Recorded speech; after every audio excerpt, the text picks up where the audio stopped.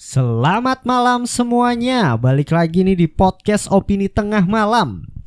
Hari ini menarik banget karena kita akan membahas film ya di segmen film ini. Kemarin kita bahas selesai. Selesai sudah itu film kan, sudah kita bahas ya. Dan ternyata responnya cukup positif ya. Dan banyak juga yang komen-komen tuh ada 11 juta kali ini untuk di segmen film. Wah, seneng gue. Banyak bro. Banyak banget gitu. Dan hari ini kita akan ngebahas kalau kata Fedrian anime. Bukan lah, Faris gak setuju gue. Diprotes langsung tadi gue. Kita akan ngebahas apa nih? Kita akan bahas Invincible. Yes, mungkin ini adalah buat yang kalian belum tahu, bisa dibilang apa ya, animasi ya. Film, animasi. Series animasi yang wajib banget ditonton karena mungkin segmennya dewasa ya, kan? Gore, berantem dan lain sebagainya, dimana ini adalah penjahatnya superhero itu sendiri ya.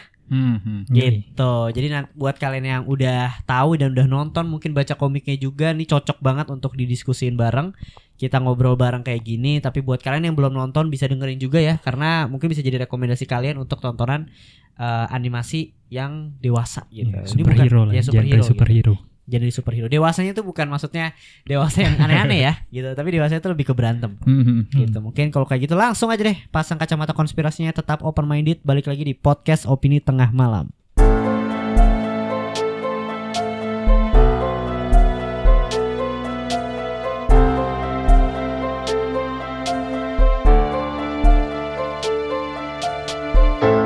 Nah, apa kabar para pendengar di Noise ya? Noise sekarang dilihat makin membesar ya. Ya. Makin grow. Dan Opini tengah malam ya, semoga ke bawah juga lah. Ya gak sih? Gitu. Dan kita kemarin ngebahas selesai konspirasinya di hari Kamis nanti ya keluar. Kita by the way keluarnya Selasa Kamis.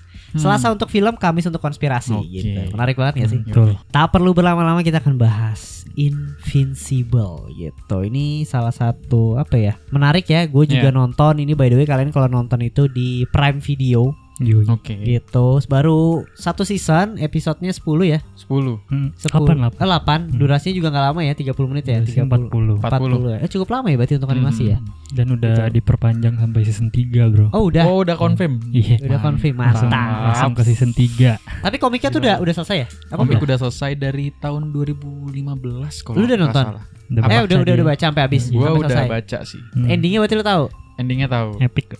Endingnya ya kalau udah sampai mau akhir sih biasa ya, tapi pas di 3/4 lah tuh seru banget sih. Soalnya ada perang ya. Gue ngeliat judulnya doang sih. Gila tuh. Ada perangnya bro. Kalau di di filmnya season 1 sampai mana? Season 1 sampai volume ya, pokoknya nih gua jangan spoiler dulu ya.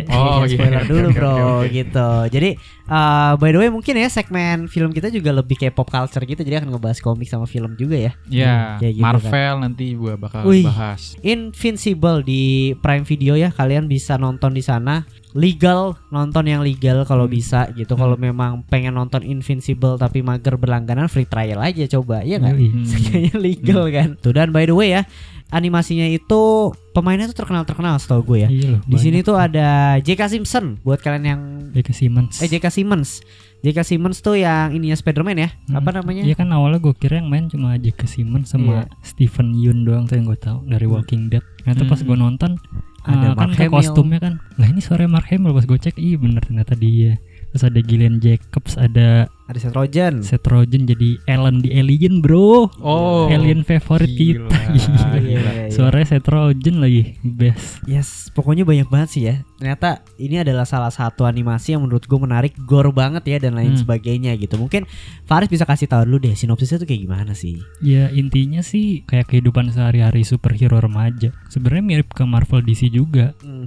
Cuma karena mungkin menurut gue karena ini dia IP baru ya, jadi maksudnya bisa bebas gitu, ngapain aja, ceritanya mau kemana aja. Itu yang bikin serunya sih. Kisahnya tentang Mark Grayson sih, anak. Jadi dia punya ayahnya tuh intinya Superman lah ya, bisa dibilang ya. Superman. Bukan manusia juga sih, alien juga datang ke bumi. Dia kuat banget tuh bapaknya. Nah dia punya anak si Mark ini. Mark ini ternyata juga punya kekuatan kayak bapaknya. Intinya konfliknya di situ, nanti sih ketahuan identitas bapak yang sebenarnya tuh siapa gitu. Yes. Dan motifnya apa ya? Motifnya apa? Jadi ini menarik sih, di episode 1 kalian udah dibuat tercengang gitu ya, dimana kayak bener. Ibaratnya Avengers nih, Avengers siapa ya paling kuat ya? Captain Marvel lah ibaratnya ya. Di Avengers tuh Captain Marvel tuh ngebunuh semua Avengersnya. Iya nggak sih? Tiba-tiba Captain Marvel ngebunuh Captain America, Iron Man dan lain sebagainya, semua dibunuh tanpa alasan gitu ya kan. Nah itu dari episode 1 tuh udah ngebuka scene itu dan keren sih. Jadi kita dibuat penasaran apa sih sebenarnya motifnya. Kenapa seorang Superman ya yang ibaratnya kekuatannya hampir sama kayak Superman, di sini tuh Omni-Man namanya, ngebunuh semuanya gitu. Penasaran banget sih tuh emang sih kayak. Gue kira kan kayak cuma superhero biasa ya, tapi superhero kocak. Tapi tahu-tahu lah ini kok jadi ngebunuh-bunuh nih. Apa nih maksudnya nih? Tapi kalau dari animasinya sendiri tuh gimana menurut lo? Nah gimana Riz? Lu yang sering nonton animasi-animasi gitu kan? Animasinya apa dibandingin sama komiknya? Animasinya dulu. Kayak untuk film animasi series tuh udah oke belum sih? Awalnya gue kurang tertarik loh, awalnya kayak terlalu 2D itu jatuhnya ya? 2D yang kayak jadul banget gitu loh, kayak tapi pas gue tonton karena storynya bagus ya, jadi nyaman-nyaman aja sih gue. Iya. Ya apa ya? Ya standar animasi 2D biasa lah sebenarnya sih, udah bagus. Tapi ya apa actionnya keren sih. Actionnya udah mantep sih, apalagi gila, gore kan sih. Dia kan karena gore jadi banyak ini kan anggota tubuh yang terpecah-pecah. Itu keren sih, efek darahnya, terus ada misalnya palanya dihancurin itu pecahnya keren-keren sih. Gue suka sih. Ya dari awal kita udah dikasih tahu sih itu. Ya, kayaknya itu sih appeal-nya dari show-nya sih yang paling intinya tuh gore-nya mantep anjir animasinya. Yes, gue setuju. Dan Faris juga udah baca komiknya, udah nonton animasinya, tuh ada perbedaan nggak sih sebenarnya? Banyak sih sebenarnya. Mungkin secara benang merahnya intinya ya, kayak inti story-nya kayak si Omni-Man, terus sama musuh-musuhnya kayak ada yang bikin robot tuh, terus ada yang kembar. Itu sebenarnya story intinya sama. Cuma banyak yang ditata ulang gitu loh, Fet, susunannya. Kayak misalnya di animasi tuh banyak kejadian yang udah terjadi duluan daripada komiknya. Kayak misalnya kalau di komiknya kan Omni-Man-nya kabur nih terakhirnya, baru kejadian nih ini. Kalau yang di animasinya ada yang kejadian duluan, baru nanti Omni-Man-nya pergi gitu sih. Banyak yang ditata ulang aja sih. Sama karakternya sih ada yang beberapa diubah juga. Lebih ke karakter orang backgroundnya atau ada banyak sih. Kalau yang Ember, kalau yang di series kan kulit hitam, yang di komik kulit putih blonde. Iya benar. Itu salah satu yang perbedaannya paling ini sih menurut gue. Ya? Iya, karena apa ya, personality jadi berubah. Soalnya kalau yang di komik Ember tuh kayak lebih manja gitu loh. Nah kalau yang di series Ember jadi kayak cowok, bisa berantem. Kayak lebih tomboy inilah. Iya, lebih bisa jaga diri gitulah. Gitu berubahnya gitu sih. Menarik ya. Dan ini yang menariknya adalah di sini seorang Mark ya, jagoannya. Dia tuh disebutnya, dia menganggap dia itu invincible gitu. Dan tentunya pasti karena ayahnya menutupi sebuah rahasia gitu, dan gak ada yang bisa ngalahin Omni-Man selain anaknya sendiri sebenarnya. Ya enggak juga sih sebenarnya. Nggak tahu ya kalau masih noob banget bro. Masih noob banget gitu. Tapi semua umat manusia tuh berpaku atau di si Mark ini anaknya sendiri gitu. Tapi Marknya masih noob, masih cupu banget gitu. Masih banyak belajar ya. Yes, OP banget gitu loh. Omni-Man kan itu kita nggak tahu umurnya udah berapa ratus tahun gitu. Dan dia emang pengalaman berperang anjir. Udah nggak ada yang bisa ngalahin dia salah satu makhluk terkuat di universe Omni-Man gitu. Tapi apakah menurut lu pribadi ya gitu, yang lu udah pernah baca komiknya juga, udah nonton juga gitu, rada kalau misalnya ini kan berarti IP baru ya gitu kan, ini universe-nya tuh cuma ini doang ya jagoannya gitu, cuma terpaku sama kalau misalnya kalau Marvel DC kan tuh udah luas banget tuh. Ada beberapa karakter yang ada punya judulnya sendiri sih, cuma yang paling populer Invincible ini. Oke, menarik ya. Tapi setahu gue ini tuh udah lama ya, komik lama gitu ya. 2002 ya, 2005. Iya, dan baru boomingnya belum lama ini kan gara-gara emang seriesnya, animasi. Tapi gue pengen nanya dikit dah. Jujur gue kan baru nonton episode 1 nih. Gue pengen nanya kalau di seriesnya di build gak romance si Mark Grayson sama Eve? Karena kalau di komiknya gue yang support, gue yang support untuk dua ini jadi pasangan gitu loh. Sama sih gitu ya. Sama Eve. Iya, sama Eve. Iya, di lebih ke Ember gak sih sebenarnya? Dikit sih sebenarnya. Kayak cuma temen ngobrol aja. Oh, belum terbentuk berarti ya. cinta yang gak kesampaian sih sebenarnya. Kayak misalnya si Eve-nya kayak giliran Mark lagi dekat, Eve-nya masih punya cowok. Ntar giliran udah ini Eve-nya mau dekat, si Mark sama Amber kayak gitu.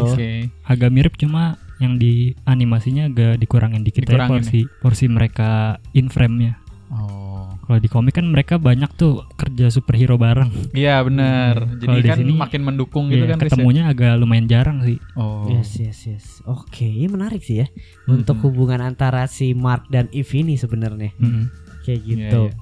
Ada lagi nggak kira-kira menurut lo dari 8 episode nih untuk Faris yang udah nonton di Prime? Kita nggak apa-apa lah ya, spoiler aja, mungkin kalian juga yang nggak terlalu mempengaruhi kalian nonton juga sih, maksudnya ya. Gue nggak bahas motifnya, gue nggak bahas motif si Omni-Man-nya, tapi gue bahas scene favorit gue yang paling gore gitu. Salah satunya adalah favorit scene gue yang paling gore itu di kereta. Itu udah pasti sih. Gak tahu sih. Itu di komik nggak ada itu. Hah? Nggak ada. Wah gila. Gue langsung inget-inget Bim, kayak di kereta yang mana? Gue kan sempet bilang kalau ya di kereta itu, ini mungkin satu scene aja ya. Omni-Man itu ngangkat orang gitu ibaratnya ya. Ada orang diangkat di jambak, terus kereta lagi datang gitu, sama Omni-Man tuh diangkat palanya, dijedotin ke kereta.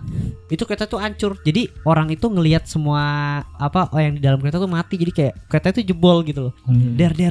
Wah, itu darah semua di mana-mana. Parah itu. Itu parah banget. Ya ke fight scene akhirnya lebih panjangan di seriesnya sih daripada di komik. Komiknya lumayan cepet pas adegan finalnya itu tuh, episode 8. Di komiknya lumayan cepet. Itu gila banget. Yang si Mark Scarrat juga yang kalah lawan siapa ya, gue lupa deh. Ada tuh yang nyatin dia. Itu juga gila sih. Itu gila itu. Parah sih. Itu salah satu, mungkin ngomongin perbedaan ya, lumayan banyak sih dari story-nya yang beda menurut gue. Kalau yang di series jadi lu nonton kan episode 1 terakhir? Nonton. Ini yang pas si Omni-Man-nya bunuh semua ini ya. Apa sih namanya itu? Justice League bootleg lah ya ibaratnya. Tapi itu Justice League banget sih. Iya, ada Superman, ada The Flash, Aquaman, Wonder Woman, ada Green Lantern juga, ada Batman, Martian Manhunter aja. Iya anjir bego. DC banget. Nah yang pas di scene itu, kalau di komik tuh jadi nggak ada perlawanan sama sekali, mau bener-bener semuanya mati dan nggak kelihatan siapa yang bunuh. Cuma si Immortal doang, Immortal doang bilang I always hate you, dia bilang gitu. Terus tiba-tiba kameranya ke dia bilang gue juga benci sama lu, terus palanya langsung dibuntungin gitu. Omni-Man-nya ternyata. Itu sih yang bikin yang paling keren dari komiknya dibandingin sama seriesnya ya. Karena pas benar-benar halamannya ke Omni-Man tuh benar-benar kaget gitu. Anjir, kenapa dia ngebunuh ini kan. Cuma kalau yang di series bedanya udah ketahuan duluan kan. Iya, dijebak. Pas si The Flash-nya lari pengen nolongin Omni-Man-nya dari jauh udah. Itu ketahuan, terus berantemnya agak lama gitu kan. Iya. Dibandingkan dengan komik kayaknya si Omni-Man itu lebih OP gitu, lebih pokoknya kuat banget dah di komiknya. Iya, orang-orang gak ada yang bisa ngelawan, udah mati-mati aja semuanya. Kalau itu kan Omni-Man sampai babak belur kan. Iya. Sampai hancur. Nah, salah satu perbedaannya mungkin di situ sih, di inti story-nya. Jadi si Omni-Man-nya itu ada di TKP-nya gitu. Pingsan kan, jadinya dia salah satu yang dicurigain sama si Cecil. Nah intinya gitu sih yang beda. Jadi Omni-Man-nya kayak dicurigain sama pemerintah, sama istrinya Jadi istrinya curiga juga kalau di sini sama Omni-Man. Dia kayak cari tahu gini, suaminya tuh ngebunuh mereka semua atau enggak sih gitu. Emang kalau di komik nggak? Komik nggak ada yang tahu. Kan soalnya dia habis ngebunuh dan langsung pergi. Tahu-tahu mati aja. Tahu-tahu mati. Iya. Dan gak ada yang menarik tahu juga ya. Jadi maksud gue, kalau misalnya gue yang nonton dan gue belum baca komik dan gue mau baca komik, gue bisa nemuin hal baru ya. Iya, itu sih. Itu salah satu serunya sih untuk kalian yang pengen baca yang suka sama series ini dan pengen baca komiknya, ya baca aja gitu, karena ini beda sih menurut gua. Mungkin juga untuk di animasinya lebih ditonjolin kayak berantem-berantemnya gitu kali ya, Riz ya. Jadi biar nggak bosan gitu, Bim. Iyalah, gila fight berantemnya parah juga sih itu. Seru juga. Iya, dan sebaliknya juga sih, kita yang udah baca komiknya ketika nonton seriesnya jadi banyak yang baru gitu. Banyak scene-scene tambahan kayak yang kereta tadi kan, itu susah tuh ditunjukin di komik, kayak giniin kereta terus keretanya jalan terus, itu agak susah kan mungkin di komik. Dan ketika ditambahin ke animasi jadinya keren anjir. Itu parah sih, itu scene kereta hancur banget itu. Nonton bro. Gitu. Iya. Tapi dulu waktu itu bingung pas nonton adegan pembunuhan Justice League, gimana respon dulu gue waktu nonton sih, waktu baca sih mantep anjir. Tapi kan karena gue udah tahu yang bunuh dia, kalau mungkin gak sama ya. Gue pribadi pas awal ya gitu, gue nggak tahu sebenarnya yang jahat itu siapa. Emang gue tahu Omni yang paling kuat gitu loh. Tapi gue cuma lihat di Twitter dia tuh selalu dibandingin sama siapa yang main The Boys. Yang Superman itu. Superman juga. Nah Homelander. Itu tuh Homelander gitu. Berarti kan dia ada enemy-nya lah, yang jahatnya lah. Pertama kali pas gue tahu Itu gue juga sempat kayak masa secepat ini sih masa Justice League kalah nih goblok secepat ini lawan satu orang gitu. Dan dari situ yang ngebuat gue lanjutin untuk gue nonton episode 2-nya dan selanjutnya gitu. Karena dari awal kita udah dibuka, kita nggak tahu motifnya apa gitu loh, paham gak sih? Kayak anjir, ini film superhero motifnya apa gitu, sedangkan yang gantiin dia tuh siapa? Menurut gue timnya Omni tuh udah paling lengkap gitu, udah paling keren lah, ada Aquaman dan lain sebagainya. Kalau timnya si Mark kan tuh kayak masih anjir, gak ada yang kuat. Teen Titans ya. Iya, Teen Titans. Iya benar-benar. Gitu sih, gue ngerasa keren. Apalagi fight scene-nya menurut gue cukup epic gitu loh. Ada perlawanan dan lain sebagainya gitu. Ya, tapi mungkin itu salah satu nilai plusnya seriesnya sih, langsung nggak banyak bacot aja. Iya. Langsung dikasih berat terakhir ya. Dikasih Omni-Man ngebunuh semua itu. Ada Hellboy juga ya. Ya itu kalau di komik dia perannya ngedikit tuh. Nggak investigasi sedalam itu. Kalau di seriesnya dia salah satu karakter intinya tuh, Fet, yang ngediscover Omni-Man. Pokoknya ada, kalau di komik tuh dia pakai topi gitu terus iblis. Namanya Damien Darkblood. Dia cuma, seinget gue sih ya, di komik dia cuma sekali nanya Omni-Man. Wah, lupa berarti gue. Cuma sekali doang. Kalau di sini dia detektifnya cukup ya. Kasihan sih dia dijebak. Berarti ada serunya juga dong ya, kayak ngelihat bukan ngeliat motif sih ya. Lebih kayak ngelihat siapa yang ngebunuhnya dong. Ada kayak detektifan gitu. Ada. Jadi si istrinya sih yang lebih banyak kayak gitu. Istrinya sama Sisil. Kan kalau di komiknya kan ketahuan aja gitu kan. Ketahuannya pas berantem. Jadi kalau di animasi iya udah dicurigain. Iya. Ini mungkin masuk ke spoiler ya sebelum kita scoring. Ini hal yang paling gue suka adalah ketika motifnya Omni itu udah mulai kebuka dan istrinya tuh yang sayang banget tuh tahu gitu loh, anjing. Itu kata-kata menyakitkan yang keluar dari Omni dan lain sebagainya. Kejam, gila ya? Itu kejam banget. Gue langsung ngerasa tuh gila, ini animasi yang gokil sih, yang ceritanya tuh ngejual banget gitu. Iya sih, itu paling parah sih yang dibilang cuma peliharaan aja. Iya anjir. Di komik juga gitu. Setahu gua gitu deh. Cuma peliharaan anjir. Iya, tapi kalau yang di komik bedanya tuh si istrinya tuh baru tahu semua ketika berantem itu. Jadi sebelumnya dia nggak tahu kalau Omni-Man ngebunuh atau Omni-Man kenapa. Dia baru tahu benar-benar pas si Mark sama Nolan berantem. Dan semua pokoknya kebuka dah di situ. Istrinya langsung nangis anjir, sedih dah kalau di komik. Iya, menurut gua bisa jadi tontonan ya, series animasi yang menarik banget. Gitu. Karakter Marknya juga mantep sih menurut gua. Itu sedikit campuran Spider-Man sama Superman sih, karena kan dia remaja juga nih di sini, masih SMA kan, dan relate aja gitu ke kita lah gitu, yang pengen jadi superhero terus. Dan dia kayak Spidey banget sih, moralnya keren banget. Maksudnya dia tahu gitu bapaknya kan alien, dan dia juga keturunan alien gitu. Cuma moralnya dia untuk ngelindungin bumi pas ditanya sama bapaknya tuh. Dan dia marah kan, lu mau ngehianatin bumi gitu, gue nggak mau bikin teman gue jadi budak, keluarga gue jadi budak. Pokoknya dia nggak mau ngehianatin bumi dah. Itu keren banget sih moralnya si Mark. Itu gue juga suka sih. Jadi ada meaningnya juga sih yang didapat dari situ ya. Iya pokoknya ya keren deh, dia ngebelain bahkan yang bukan bangsanya dia gitu sampai mati-matian, sampai udah nyaris mati berantemnya. Keren sih. Setuju. Dan terakhirnya juga kalahnya puitis sih anjir si Omni-Man. Iya. Enggak tahu maksudnya kan gitu maksudnya si Marknya kan udah babak belur tuh, udah bengep, harusnya udah mati kan ya. Tapi bisa dikalahin dengan kata-kata anjir. Best banget dah. Kata-kata puitis seorang anak. Iya, gua enggak expect sih pas pertama kali baca dia bakal bilang itu anjir. Pas ditanya 500 tahun kemudian lu bakal punya apa, gila. Gue punya lu gitu.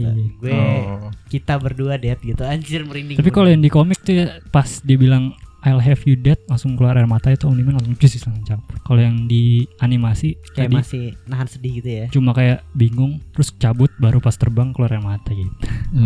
Bedanya gitu sih.